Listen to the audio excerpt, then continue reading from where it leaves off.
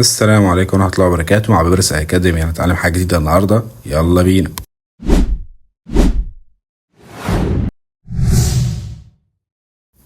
عندك قائمة أسعار وخامات، وكل فترة الأسعار دي بتتغير وبتكتب تاريخ وقدامه السعر بتاعه، وعايز تعرف بداية التاريخ ونهايته للسعر ده. زي ما انت شايف معايا كده الجدول الصغير الكويري ده هنعمل شوية خطوات عشان نوصل للستارت ديت والاند ديت لكل سعر من الأسعار اللي موجودة في القائمة بتاعتنا.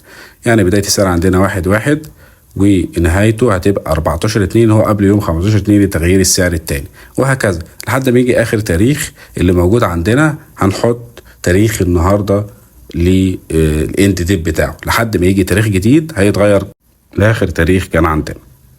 دلوقتي لو حبينا نجرب كده، لو ضفنا هنا تاريخين اهوت بأسعار مختلفة، احنا ضفنا مثلا 1/4/2024 حطينا سعر جديد، ورحنا ضايفين تاريخ كمان وحطينا سعر جديد، وجينا هنا على الكويري الجدول ده ورحنا عملنا كليك يمين وريفريش، هنلاقيه ظهر معانا التعديل اللي هو من بداية السعر لنهايته، والآخر تاريخ طبعا نهايته هتبقى النهاردة. اللي هقول لك بقى هنعملها ازاي. ادي الجدول اهو اللي فيه قائمة الأسعار، هنعلم عليه ونخش على داتا وفروم تيبل اند رينج عشان نخش على الكويري، وهيظهر معانا في الكويري بالشكل ده على الخطوتين اللي هو السورس والتشينج تايب، دول الموجودين عندنا، وادي التاريخ وادي قائمة الأسعار أو السعر اللي موجود قدام كل تاريخ. هنا عندنا طبعا بيبتدي 1 2 3 4، ده احنا عارفين ان الكويري بيبتدي من أول الزيرو، يعني لو انا عايز اول سطر ده بيبقى بزيرو، تاني سطر بيبقى 1، تالت سطر بيبقى 2، وهكذا. فانا محتاج ان انا اضيف هنا اندكس، هخش على اد كولوم واعمل اندكس واعملها طبعا من 1، لان انا عايز السطر التاني عشان اجيب التاريخ التاني ده اخليه فوق هنا قصاد التاريخ الاولاني، ودي اول خطوة عندنا. فبقى ظهر معانا كده ان اول 1 2 3 4 كده يجيب لي من اول السطر التاني بالنسبة للداتا اللي موجودة. الخطوة اللي بعد كده هنخش على edit custom ونسمي مثلا العمود ده end date، ونكتب هنا ايه الخطوة اللي قبلها اللي هي edit index. طبعا هنعمل هاشتاج الاول وبعد كده علامة تنصيص ونكتب الخطوة اللي قبل كده اللي هي edit index، ونيجي هنا نختار الستارت ديت ونعمل اوكي. هيعمل لنا هنا لستة، لو احنا ضغطنا على الليستة دي هنلاقيه جاب لي التواريخ اللي موجودة في اول يوم اللي هو الستارت دي اللي موجود عندنا في الجدول. اي لستة منهم هتلاقيها بنفس الطريقة.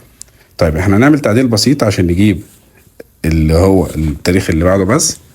هنيجي هنا نختار الاندكس ونحط ما بين كيرلي براكتس ونقول له اوكي، هتلاقيه راح جايب اول واحد بالنسبه له ان هو التاريخ التاني اللي موجود عندنا، وهكذا لحد الايرور اللي جاي دي هقول لك هنصلحها ازاي دلوقتي. بعد كده احنا المفروض نخلي التاريخ ده اقل من التاريخ اللي موجود بيوم واحد، ودي هنعملها ازاي. هنفتح تاني الخطوه بتاعتنا ونكتب ديت، ادي الدايز، ونيجي في اخر المعادله ونقول له كوما -1، يعني نقص التاريخ ده يوم واحد عشان يوضح بداية التاريخ ونهاية التاريخ لكل سعر اللي موجود عندنا. زي ما انت شايف كده يبقى انا اولك 1/1 اخرها 14/2، ده بالنسبة للسعر، وهكذا. هنيجي بعد كده نشوف اخر تاريخ اللي هو الايرور، المفروض اللي هو يقرا تاريخ النهاردة. هنا بقى هنستخدم حاجة زي معادلة اف كده، ان احنا هنقول ان هو اول ما يشوف الايرور يجيب لي تاريخ النهاردة بس بطريقة الكويري. هنفتح هنا الخطوة بتاعتنا ونيجي هنا قبل المعادلة ونعمل انتر ونكتب هنا تراي، واول ما تزرق معانا كده معناه ان المعادله بتاعتنا مظبوطه. ودلوقتي احنا محتاجين نفهمه ان هو لما يجي المعادله دي تجيب ايرور في البيانات يعمل ايه. هنكتب otherwise، ودي عشان الخطوه اللي بعدها هو اللي هينفذها لما يلاقي ان في ايرور. والخطوه اللي بعد كده احنا عايزين تاريخ النهارده، فتاريخ النهارده ده هنجيبه عن طريق معادله الديت لوكال ناو. مش هنكتب اي حاجه بين الاقواس ونعمل اوكي، هيظهر معانا تاريخ النهارده كان الايرور اللي كان موجود. اما التاريخ ظاهر بالوقت، فانت لو عايز تشيل الساعه ديت او التايم اللي موجود هنخش هنا على الخطوه بتاعتنا وهنكتب هنا قبل الديت تايم نكتب ديت فروم،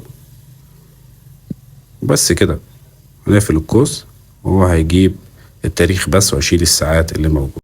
طبعا ظهر معانا في اخر تاريخ بس عشان دي المعادله اللي احنا شغالين عليها دلوقتي، لكن بقيه البيانات جايه من الجدول بتاع الاكسل. فاحنا لو عايزين نغيرها نخش على اول عمود كده ستارت ديت، ونخش على الهوم داتا تايب ونعمله ديت بس، وفي نفس الوقت الكلام الاند ديت نعملها بنفس الطريقه ونعمله ديت بس، وهيبقى كده قرا معانا ادي كده الستارت ديت والاند ديت بتاعنا. ودلوقتي هنعمل سيلكت على الثلاثه كولوم اللي احنا محتاجينهم ونشيل بقيه الجدول، نعمل ريموف اذر كولوم، ويبقى كده الجدول بتاعنا جاهز ان احنا نعمل كلوز لود 2 ونختار اكزيت ورك شيت، نختار المكان واوكي. وبكده يبقى انا عملت تاريخ الستارت ديت والاند ديت لكل سعر بالكويري. ولو انا زودت اي تاريخ هنا زي ما احنا ضفنا في الاول 1/4/24 وحطينا السعر وضفنا تاريخ تاني مثلا حطينا سعر جديد، وهنيجي بس على الجدول هنا ونقول له كليك يمين ريفريش، هيظهر معانا التواريخ الجديدة واخر تاريخ هيحط تاريخ النهاردة زي ما احنا عملناه. وبس كده.